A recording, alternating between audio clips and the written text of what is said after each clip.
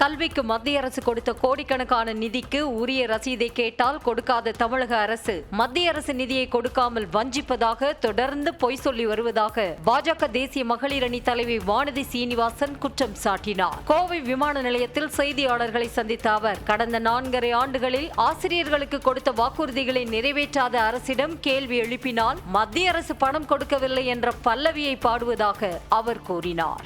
ஆனா அதையெல்லாம் நீங்க எப்படி சரியா பயன்படுத்துறீங்க?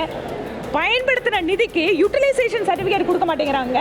உங்ககிட்ட ஒரு பணத்தை கொடுக்குறாங்க உங்க நிறுவனம், நீங்க ஒரு டூர் போறீங்க இல்ல வெளியூர்ல போய் மீடியாவை கவர் பண்றீங்க, கொண்டு வந்து உங்களோட வவுச்சரை உங்களோட பில்லை சப்மிட் பண்ணணும் இல்ல.